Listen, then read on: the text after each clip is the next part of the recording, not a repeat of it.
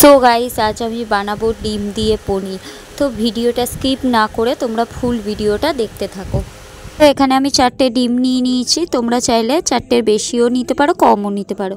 তো এখানে 4টে ডিমকে আমি ফাটিয়ে নিয়েছি। ফাটিয়ে নিয়ে এখানে আমি অল্প একটু নুন পরিমাণ মতো, মানে নুনটা পরিমাণ মতোই, তো নুনটা দিয়ে আমি ডিমগুলোকে ভালো করে ফাটিয়ে নিচ্ছি।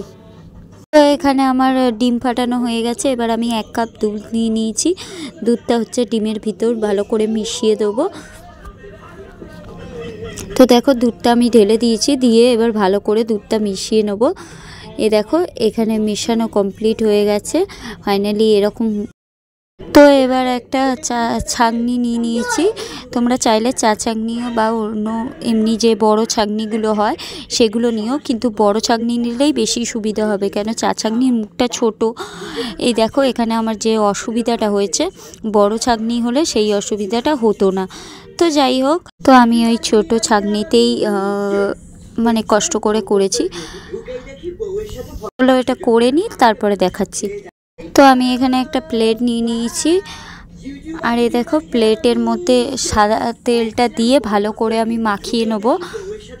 তো সাদা তেলটা দিয়ে মাখানো কমপ্লিট হয়ে গেছে। এবার হচ্ছে এই মিশ্রণটা আমি ওই প্লেটটার মধ্যে মানে ঢেলে দেবো।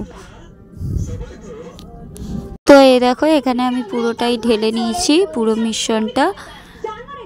এবার হচ্ছে আমি একটা কড়াতে গরম জল বসিয়ে দিয়েছিলাম, দিয়ে তার উপর এইটা বসিয়ে দিয়ে আর তো আমি 10 মিনিট পর ঢাকাটা খুলেছি, আর দেখো জিনিসটা ঠিক এই রকম এসছে, মানে আর একটু পরিমাণে হবে। আমি একটা চামচ দিলাম যে হয়েছে কিনা। তো দেখো তারপরে আমি আবার চাপা দিয়েছিলাম, তারপরে এরকম হয়েছে জিনিসটা।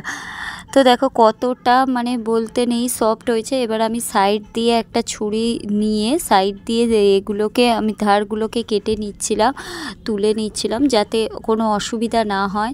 এ দেখো এবার হচ্ছে আমি পনিরের মতো করে জিনিসগুলোকে কেটে নেব। তো চলো কেটে নিই, তারপর কথা বলছি। তো গাইস আমি পনিরের মতো কেটে নিয়েছি, আর দেখো জিনিসটা কতটা সফট হয়েছে, সত্যি খুবই ভালো। তোমরাও চাইলে বানাতে পারো বাড়িতে।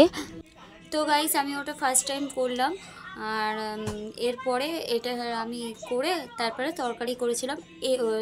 তরকারি রেসিপিটা আমি নেক্সট ভিডিওতে দিয়ে দেবো।